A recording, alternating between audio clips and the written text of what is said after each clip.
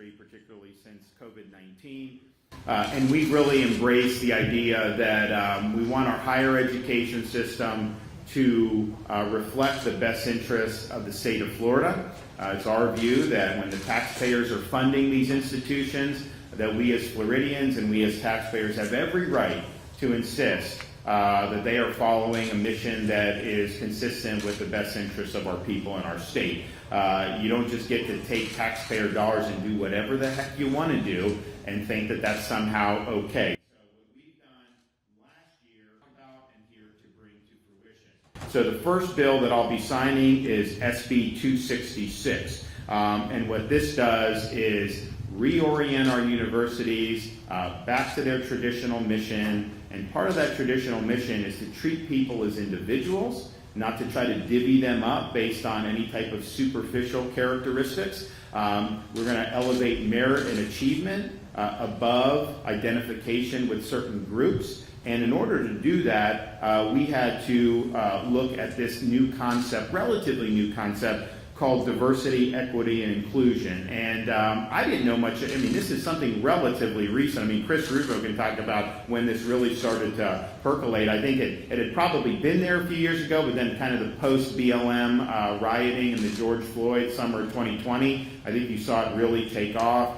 And on its face, I mean, when I see diversity, I think different viewpoints. Have a robust academic discussion in the university. Isn't that what they're for? In reality, what this concept of DEI has been is the attempt to impose orthodoxy on the university, and not even necessarily in the classroom, but through the administrative apparatus of the university itself. And that manifests itself in a number of different ways. But this has basically been used as a veneer to impose an ideological agenda. And that is wrong. And in fact, if you look at the way this has actually been implemented across the country, DEI is better viewed as standing for discrimination, exclusion, and indoctrination. And that has no place in our public institutions.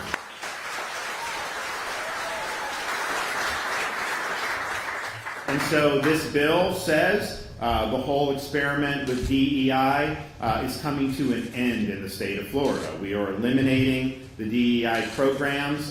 We are going to treat people as individuals. We're not going to treat people as members of groups. And it's also wrong how this has been implemented. It has been discriminatory, but it's also the fact that the more emphasis you place on something like a DEI, the less time emphasis you do, because of opportunity costs, on recruiting great teachers, on promoting things like STEM courses or other great courses that the students could really learn about from taking. So I think it's been a distraction from the core mission of the university, and I think this is a needed corrective. We're also making a determination in this year's Florida's getting out of that game.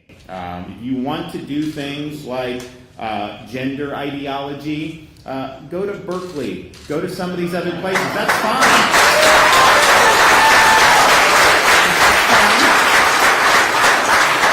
And there's nothing, if that's what you want to do, there's nothing wrong with that per se. But for us, with our tax dollars, we want to focus on the classical mission of what a university is supposed to be. We don't want to be diverted into a lot of these niche subjects that are heavily politicized.